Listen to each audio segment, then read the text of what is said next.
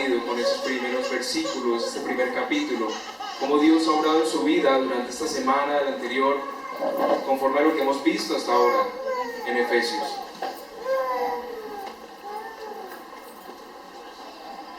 ¿Alguien quiere compartirnos?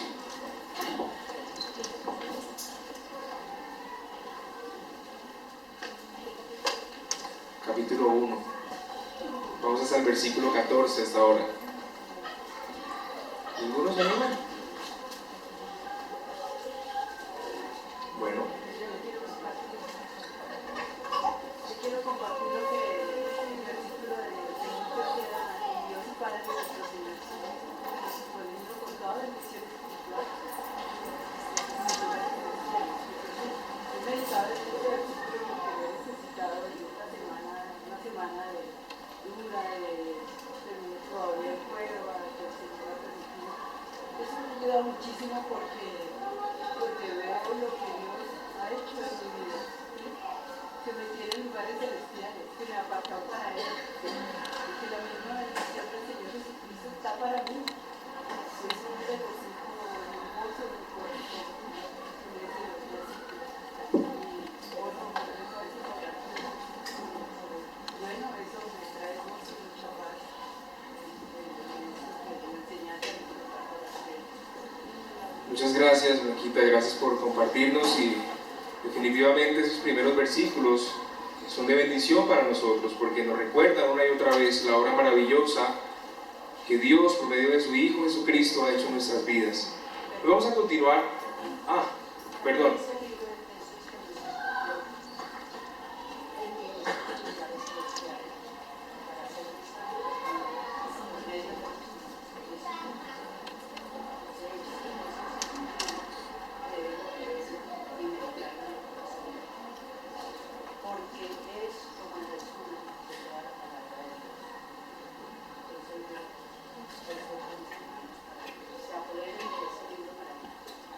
Muchas gracias, hermana Elvira. Sí, definitivamente Él nos ha apartado, nos ha escogido con un propósito, y es que estamos santos, ¿cierto? Entonces, en esta mañana vamos a seguir nuestro estudio de Efesios en el capítulo 1, del versículo 15 al versículo 23. Efesios capítulo 1, del versículo 15 al versículo 23. Y dice así: Por esta causa también yo, habiendo oído de vuestra fe en el Señor Jesús y de vuestro amor para con todos los santos, no ceso de dar gracias por vosotros, haciendo memoria de vosotros en mis oraciones, para que el Dios de nuestro Señor Jesucristo, el Padre de gloria, os dé espíritu de sabiduría y de revelación en el conocimiento de Él, alumbrando los ojos de vuestro entendimiento, para que sepáis cuál es la esperanza a que Él os ha llamado, cuáles las riquezas de la gloria de su herencia en los santos, y cuál la supereminente grandeza de su poder para con nosotros los que creemos, según la operación del poder de su fuerza, la cual operó en Cristo, resucitándole de los muertos y sentándole a su diestra en los lugares celestiales, sobre todo principado y autoridad, y poder y señorío, y sobre todo nombre que se nombra no solo en este siglo, sino también en el venidero, y sometió todas las cosas bajo sus pies, y lo dio por cabeza sobre todas las cosas a la iglesia, a la cual es su cuerpo, la plenitud de aquel que todo lo llena en todo. Amén. Entonces, podemos ver en el versículo 15 que Pablo empieza con una expresión: por causa también yo, y esto de una vez nos conecta a las ideas que Alfredo ya nos expuso anteriormente. Él quiere traer lo que ya ha hablado en los primeros versículos, porque todo lo que él va a venir hablando del versículo 15 hasta el 23 tiene relación con los versículos anteriores. ¿De qué está hablando Pablo? ¿Cuál es el motivo de su oración? ¿Por qué él va a orar por aquellos creyentes? ¿Por qué Pablo agradece por esos creyentes? Y la causa es que todo lo anterior lo ha hecho Dios por medio de su Hijo Cristo. Ya Dios ha hecho una obra maravillosa en cada creyente por medio de su Hijo Cristo. Él murió, Él resucitó y nos dio a su Espíritu Santo. para que siguiera obrando en nuestras vidas. Y por eso entonces él al principio él está diciendo, por esta causa y la motivación de Pablo al escribirles, es porque él está emocionado por la obra que Dios está haciendo en la vida de estos creyentes, y lo vamos a ver en el versículo 15. Pero antes quiero recordar los recursos que ya tú y yo tenemos en Cristo, que ya vimos con Alfredo en la exposición de los primeros versículos del capítulo 1. Y en primer lugar hablamos de la salvación.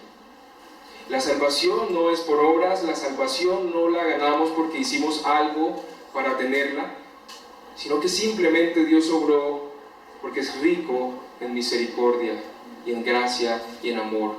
Y por medio de su Hijo Cristo, tú y yo podemos tener salvación. En segundo lugar, hablábamos en los primeros versículos de una transformación, y eso hace referencia al proceso de santificación que Dios hace en nuestras vidas, luego de haber llamado a cada uno de nosotros, luego de habernos escogido. Y esto es un proceso en el cual ya no éramos como antes, pero tampoco somos todavía como deberíamos ser, como Cristo. Estamos en ese proceso y confiamos que Él lo seguirá haciendo hasta el día que Él venga. En tercer lugar, hablamos de una relación que podemos tener con Dios. Entonces ahora no hablamos solamente que Dios es nuestro creador, sino que hablamos también que Él es nuestro Padre, y podemos tener una relación estrecha, una relación cercana. Y quisiera que me acompañaran al libro de Hebreos, capítulo 4, versículo 16. Ya tenemos a Lucas que nos va a ayudar con la lectura de estos versículos. Hebreos capítulo 4, versículo 16, que habla de esa relación estrecha que tenemos con Él. Dice Hebreos 4, 16: acerquémonos pues confiadamente al trono de la gracia, para alcanzar misericordia y hallar gracia para lo que nos socorre. ¿Cómo nos acercamos a Él? Confiadamente, y es como la idea de aquel padre que está en su oficina y su hijo no tiene que tocar la puerta y pedir permiso para hablar con su padre. Él puede entrar con libertad y su padre interrumpir todo lo que él está haciendo porque es su hijo, y hay esa relación estrecha, esa relación de intimidad, esa relación directa, y esa misma relación la tenemos tú y yo, gracias a lo que Dios ya ha hecho en nuestras vidas. Un cuarto beneficio que tú y yo tenemos por el obrar de Cristo en nuestras vidas es aceptación. Ahora somos aceptados en Jesús, y Él nos acepta cuando venimos a Él tal como somos, y hace una obra maravillosa en tu vida y en mi vida. Un quinto beneficio es que somos redimidos, hay redención. Él nos compró. ¿Y cuál fue el costo de esa compra? ¿Cuál fue el costo de esa redención? Su vida, el derramamiento de su sangre. Ahora le pertenecemos a Él, somos libres de la corrupción de este mundo. Y me quedan dos beneficios más. El sexto beneficio es perdón. Hemos hallado perdón. Tú y yo no sufrimos el castigo que merecíamos por nuestro pecado. Dios nos ha perdonado, y Él en ese proceso de santificación sigue mostrando su misericordia, sigue perdonándonos a cada uno de nosotros cuando todavía somos débiles y cuando todavía fallamos. Y en último lugar, nuestro beneficio es una herencia. Tenemos una herencia, algo que está por venir, algo que ha sido preparado para nosotros, algo para lo cual hemos sido separados. Y nosotros tenemos esa esperanza de disfrutar de todos esos beneficios, de todos esos recursos que Dios ha dado. La garantía de esta herencia es el Espíritu Santo de Dios. Es el sello que Dios ha puesto en cada uno de nosotros. Es nuestra esperanza de lo que Dios seguirá haciendo en nuestras vidas. Quiero orar una vez más para pedirle a Dios que Él nos guíe a través del estudio de este pasaje, que Él sea Él sensibilizando nuestra vida en esta mañana, y que podamos salir con un propósito claro de lo que Él ya ha hecho en nuestra vida y lo que nosotros debemos seguir haciendo en ese caminar con Él. Padre, una vez más te doy gracias, Señor, por estar aquí. Gracias, Padre, por tu palabra. Gracias porque tú nos enseñas por medio de tu palabra quién eres tú. Y Padre, reconocemos que sin ti somos nada, Señor, y que a ti te ha placido hacer una obra maravillosa en nosotros. Y por eso te agradecemos, Padre. Pedimos tu guía, Señor, en el resto de este estudio, que tú puedas hablar a nuestras vidas, Señor, por medio de tu palabra, y podamos vivir esas vidas que tú quieres que vivamos, Señor, en Cristo Jesús. Amén. Muy bien, entonces habiendo tocado estos beneficios, estos recursos que tenemos ahora en Dios, entonces vamos al versículo 15 una vez más, y dice así: por esta causa también yo, habiendo oído de vuestra fe en el Señor Jesús y de vuestro amor para con todos los santos. Pablo da gracias por los creyentes de Éfeso, porque sin duda alguna está habiendo un fruto en sus vidas. Según el versículo 15, ¿cuál es el fruto que están produciendo sus creyentes? Son hombres y mujeres, personas que están viviendo con fe y con amor. Pablo agradece esta respuesta porque ellos habían respondido en fe y en amor. Pero dice Pablo que él ha oído, que él se ha enterado, o sea, Pablo estaba en este momento en prisión. Y el reporte que le dan a Pablo es que estas personas en Éfeso están practicando la fe, están practicando el amor unos a otros. Y eso es algo que produjo mucha alegría en Pablo, a tal punto que él empieza a agradecer a Dios por la obra que está haciendo en estas personas. Y muy probablemente alguien estaba en Éfeso alrededor de la iglesia, chequeando que todo estuviera bien, mirando y evaluando cómo estaban caminando los creyentes, y dieron este reporte, dieron este informe a Pablo. ¿No creen que es un gran reporte? La manera como Dios está obrando, y el fruto de estos hombres y de estas mujeres es fe y amor unos a otros. Si alguien viniera de otra nación a nuestra iglesia y se tratara de un reporte, ¿cuál sería el reporte que llevaría a nuestra iglesia esta persona? ¿Podría decir esta persona: los creyentes de Comunidad Viva son hombres y mujeres que viven en la fe y que se aman unos a otros? ¿Podría decir esta persona: los creyentes de Comunidad Viva son personas que se quieren, son personas que se apoyan, que cargan unos a otros las cargas de los demás y están viviendo conforme al amor de Cristo y la fe que Él ha dado a cada uno de ustedes? Yo esperaría que sí, que ese sería el reporte que darían de nuestra iglesia. Cuando la gente ve tu vida, cuando la gente ve mi vida, tus amigos, tus vecinos, la gente con la que laboras en la empresa, en la oficina, tus compañeros de estudios, ¿pueden ellos darse cuenta de que tú tienes fe en Jesús? Y no estoy hablando de compartir el Evangelio, que es una labor muy buena y es una de las cosas más importantes en nosotros como creyentes y nuestra responsabilidad. Pero ellos pueden ver el testimonio de tu vida, la fe que tú tienes en el Hijo de Dios, el amor que tú tienes por las personas, el amor que tienes por su obra. Pueden ver las personas con las que trabajas eso en tu vida, en mi vida.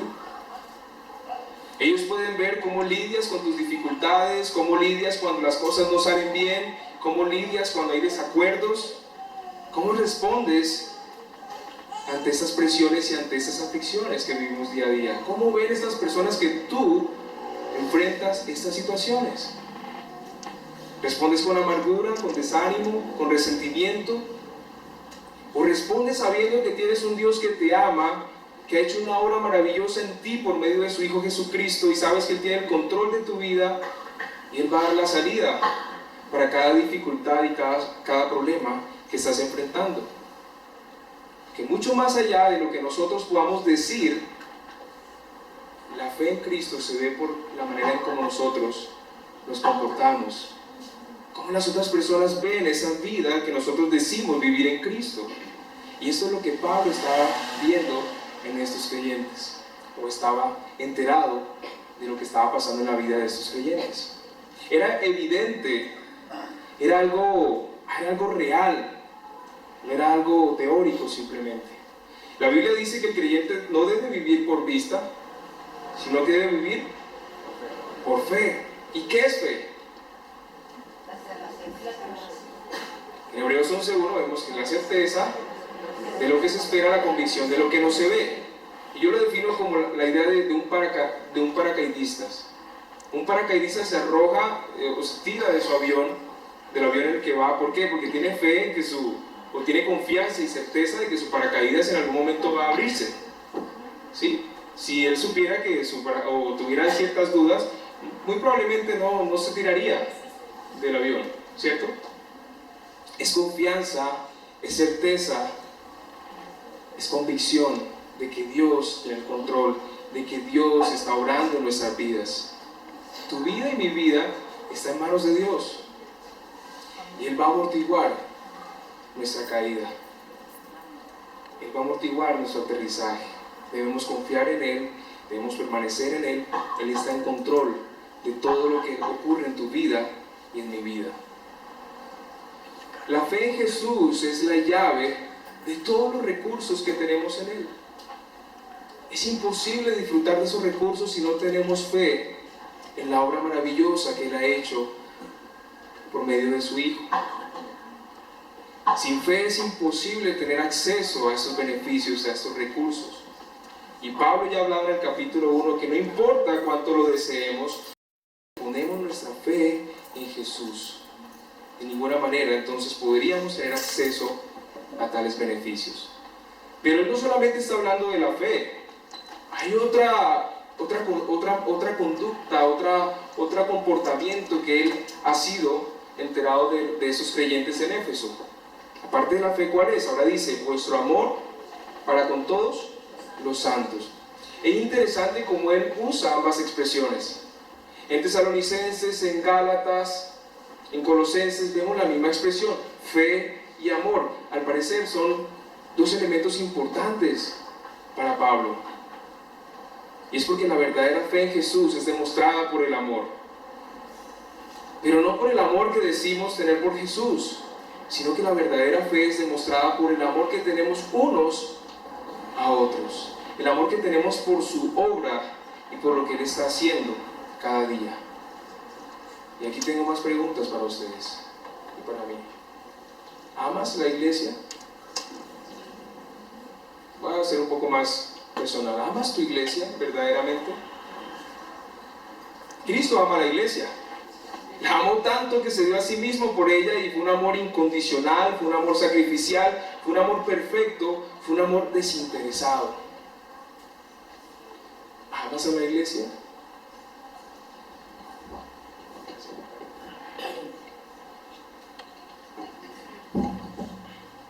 ¿Amas a las personas con las que te congregas domingo tras domingo? Esas personas que se sientan a tu lado, ¿realmente les amas?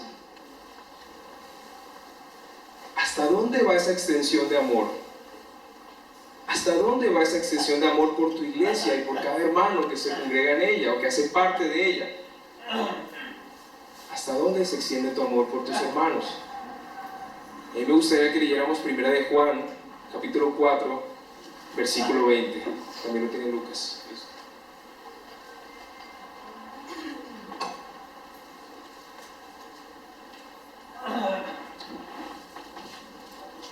Juan 4:20 dice, si alguno dice, yo amo a Dios, y aborrece a su hermano, es mentiroso. Pues el que no ama a su hermano, sin ha visto, ¿cómo puede amar a Dios a quien no ha visto? Entonces no podemos decir que amamos a Dios, no podemos decir que amamos su obra, si no amas a su pueblo, si no amas a cada hermano que Dios ha puesto en tu vida. Entonces, si volvemos a hablar de nuestra iglesia, vuelvo a hacer la pregunta, ¿amas a tu iglesia? ¿O simplemente es el lugar donde vienes, te reúnes, escuchas y no más? Pasa así tu vida domingo tras domingo y no trasciende. Y entonces terminamos como esas ovejas bien alimentadas, con mucho tiempo, pero que nunca han dado nada de lo que han recibido. ¿Amas realmente a tu iglesia? ¿Estás haciendo algo por tu iglesia? ¿Conoces los nombres de todas las personas en esta iglesia? Es una iglesia pequeña, ¿no? Creo que podría haber mucha familiaridad. ¿Amas a las personas que están a tu alrededor? ¿Oras por cada uno de los miembros de tu congregación? ¿Estás preocupado por sus afecciones? ¿Estás preocupado por sus cargas, por su estado, por la manera como viven sus vidas día a día? ¿O solo son simples personas con las que compartes cada domingo y te sientas a su lado en cada reunión que tenemos? Yo les animo, hermanos, y esto también va para mí, que aprovechemos el tiempo y conozcamos a cada persona en nuestra congregación y que realmente mostremos el amor en nuestra iglesia. No solo es decirlo, no solamente es decir te amo, no solamente es decir te aprecio, es que lo demostremos por medio de servicio, por medio de oración unos con otros. Observemos una vez más el reporte que hace a Pablo. Pablo tiene la idea, por lo que recibe, que ellos se aman unos a otros. Era algo tangible, era algo que se podía observar. Es algo práctico. ¿Y de qué manera podemos nosotros demostrar el amor en nuestra iglesia?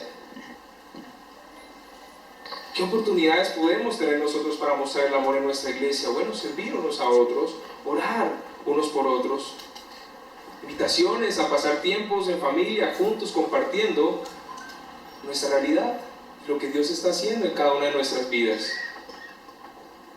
Los grupos en casa son una excelente oportunidad para mostrar este amor. Ahorita tenemos solamente 2 grupos, si estoy bien, ¿cierto? En la casa de Blancanel y en la casa de Jesús y Mónica. Pero pronto estaremos abriendo otros espacios, otras casas en las que podremos congregarnos otras personas. Y es un buen espacio para empezar a practicar el amor juntos como hermanos. Fe en Jesús y amor por los santos. Vamos al versículo 16, por favor.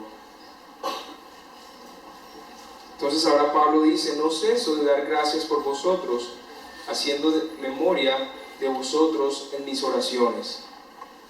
Pablo estaba agradecido por los creyentes en Éfeso. Él estaba, contento, emocionado por la obra maravillosa que Dios está haciendo en ellos. Pero también vamos a ver más adelante que Él pide por el crecimiento y el conocimiento verdadero de cada uno de ellos en la persona de Dios. Él desea que ellos sigan creciendo en el conocimiento de Dios. Y vamos a leer un pasaje más, Hebreos 6, capítulo 1.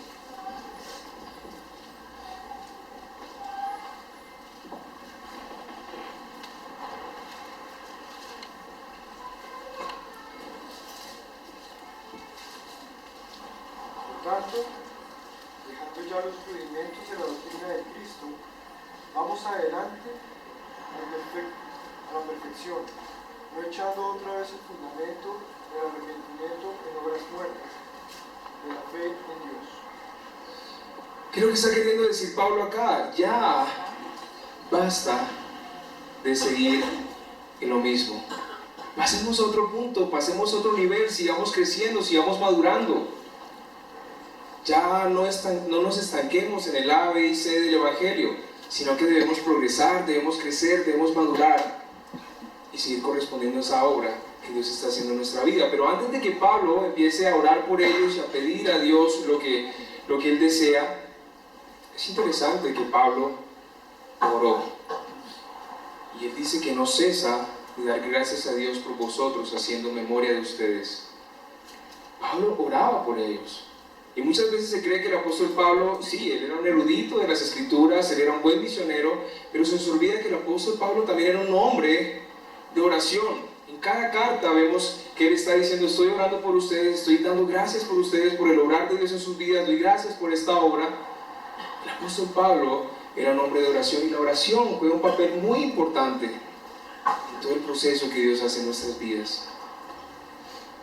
La oración es comunicarse con Dios, la oración es hablar con Dios.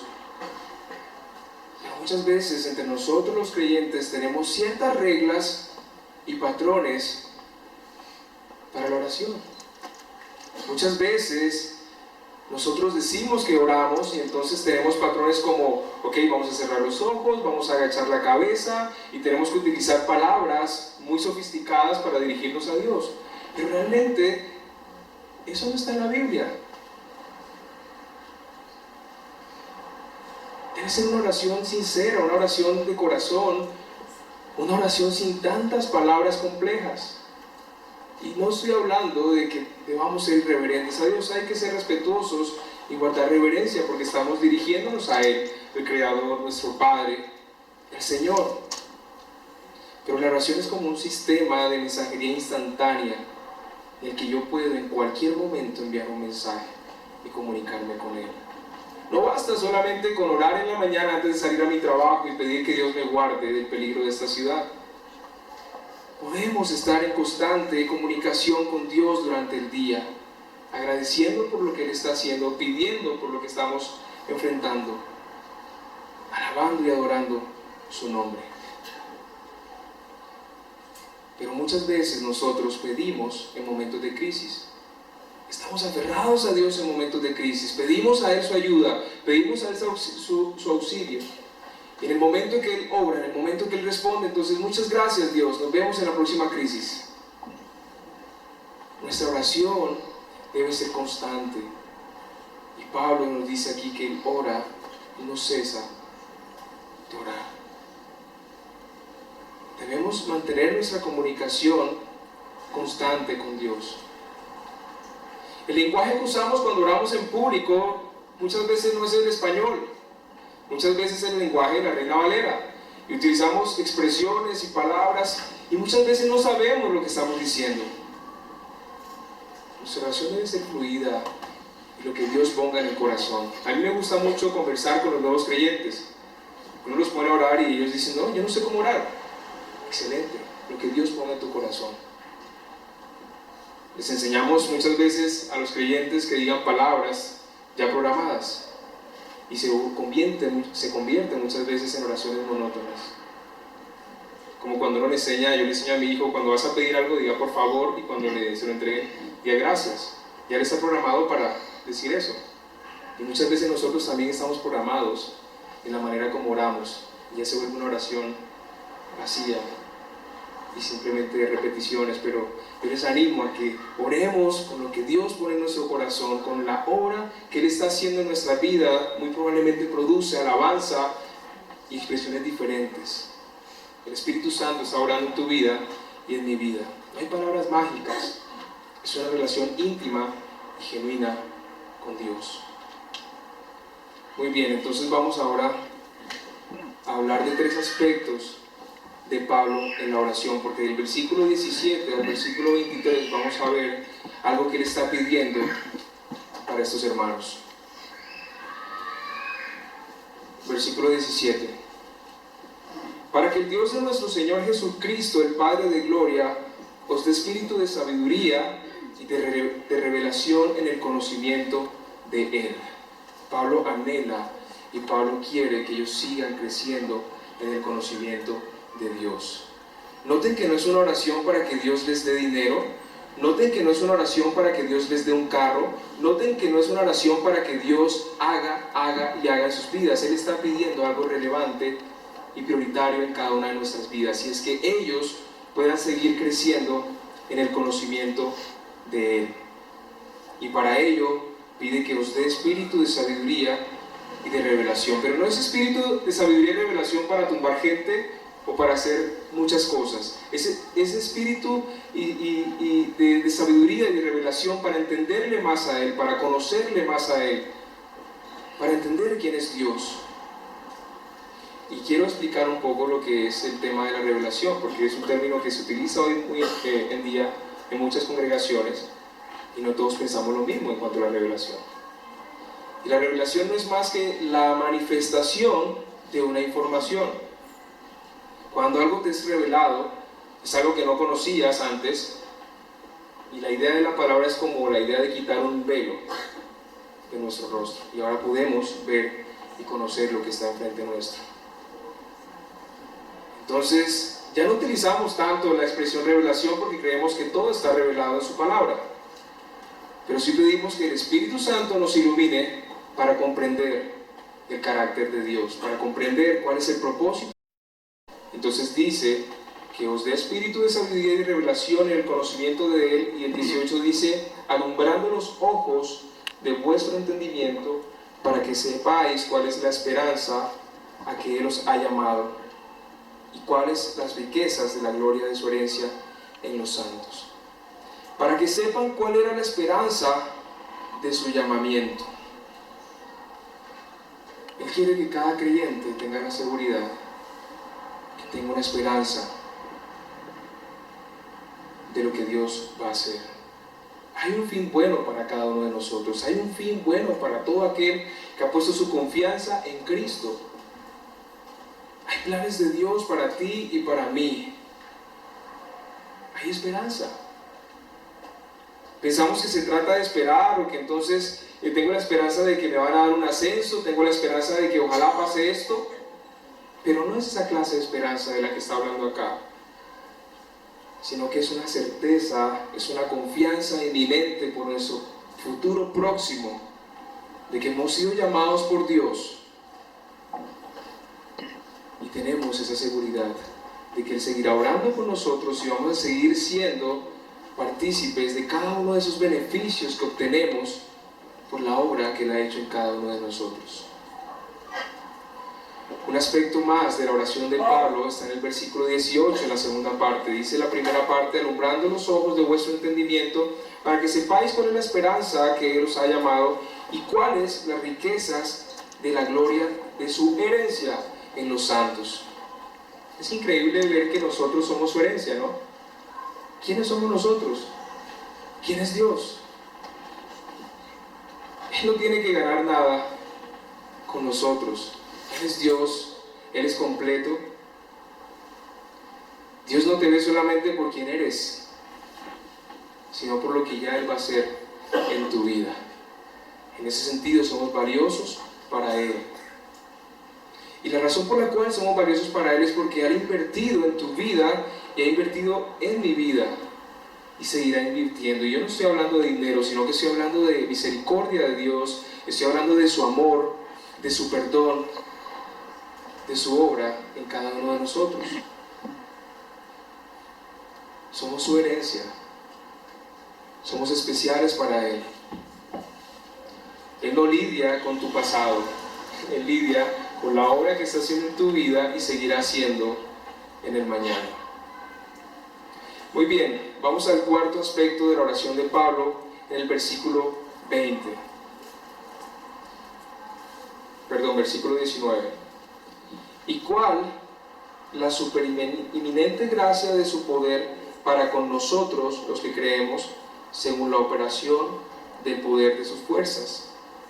La cual operó en Cristo, resucitándole de los muertos y sentándole a su diestra en los lugares celestiales, sobre todo principado y autoridad y poder y señorío, y sobre todo nombre que se nombra no solo en el siglo, sino también en el venidero.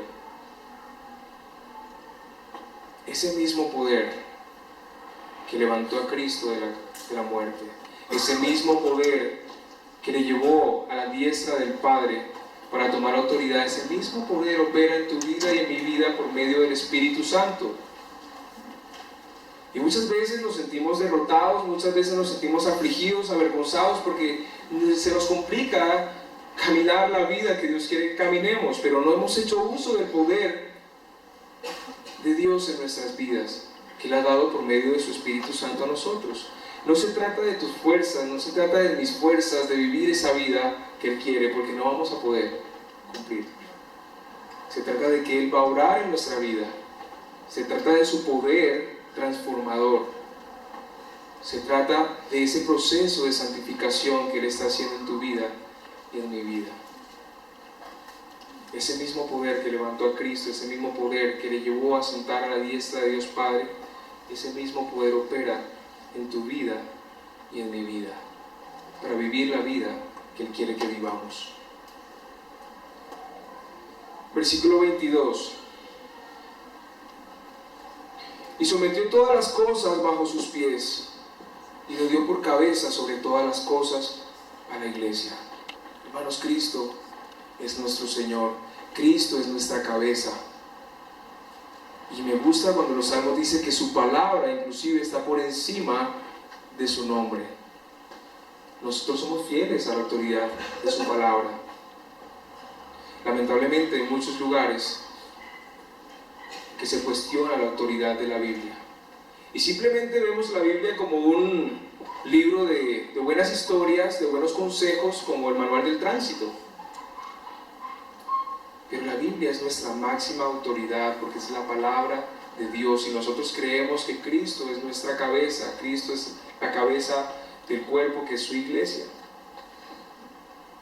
Imagínense que yo empezara aquí ahorita a mover este brazo de esta manera así. Y salgo de esta iglesia, me voy a comer con mi familia y mi brazo sigue moviéndose. Y voy en la tarde a jugar con mis hijos y mi brazo sigue moviéndose y no puedo controlarlo. Hay un problema en mi cuerpo, ¿cierto? Mis órganos, mis extremidades no se están sometiendo a mi cuerpo. Hay un problema en mi cuerpo y tengo que acudir al médico. La iglesia es un cuerpo, Cristo es la cabeza y la cabeza direcciona y guía lo que debe hacer el cuerpo. Y es responsabilidad de su iglesia, de cada uno de nosotros, someternos a esa autoridad de Cristo. Él es quien nos lleva adelante, Él es quien nos guía y no debemos cuestionar nada de lo que Dios ha hecho y ha preparado para su iglesia. Él da una visión a cada iglesia, Él da una visión a cada persona y nosotros debemos ser fieles a Él en este proceso. Él es la cabeza, Él es la máxima autoridad en nuestra vida, Él es la máxima autoridad en su obra, en su iglesia.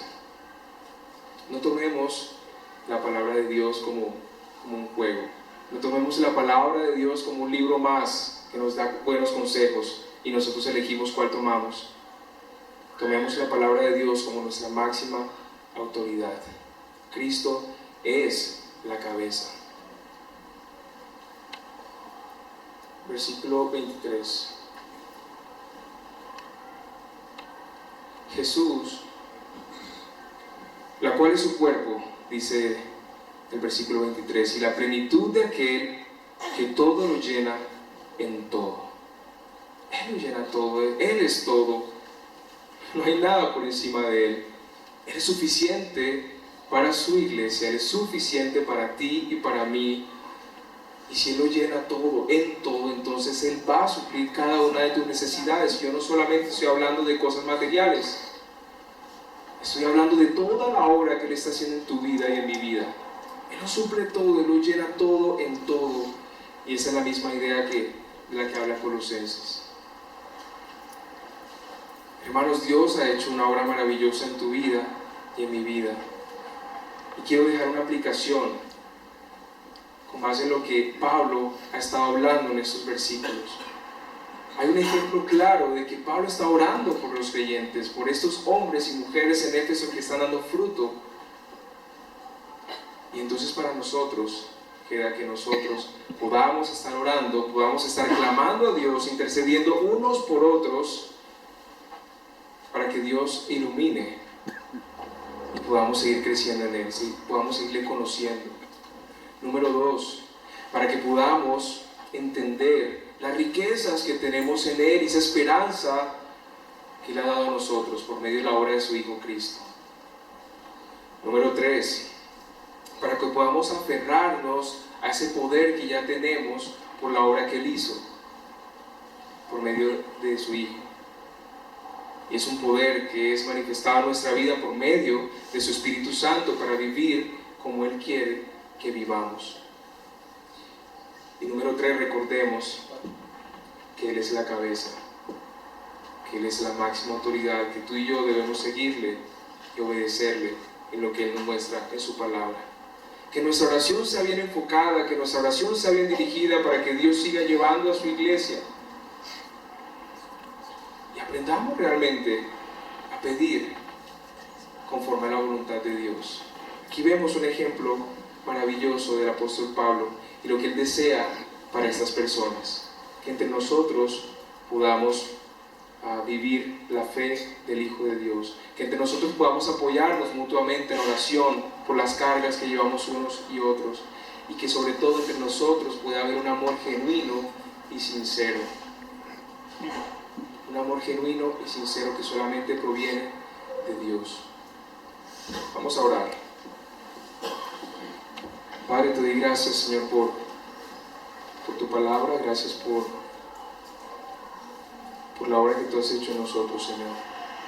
Muchas veces somos inconscientes y no sabemos de tantos beneficios que tenemos en ti. Padre, abre nuestro entendimiento cada día, Señor. Renueva nuestra mente. Que sea tu Espíritu Santo iluminándonos y dándonos sabiduría para conocerte más cada día, Señor. Padre, que no vivamos vidas derrotadas, que no vivamos vidas afligidas, porque tenemos la esperanza, tenemos la certeza, la seguridad de que vamos a estar cara a cara contigo, Señor, disfrutando de una eternidad contigo, Señor. Que tengamos presente cada día en nuestras vidas, en nuestro diario vivir, Señor, en la manera como andamos cada día, que tu poder está disponible para nosotros, para poder vivir la vida, Señor, que tú quieres que vivamos. Tú has hecho un obrar maravilloso en cada uno de nosotros. Tenemos allí todas estas bendiciones. Debemos ser responsables y diligentes en aferrarnos a ellas y vivir como te agrada, Dios. Padre, que como esos hermanos en Éfeso, cada uno de nosotros pueda vivir una vida de fe, una vida confiada y aferrada plenamente en ti, Señor.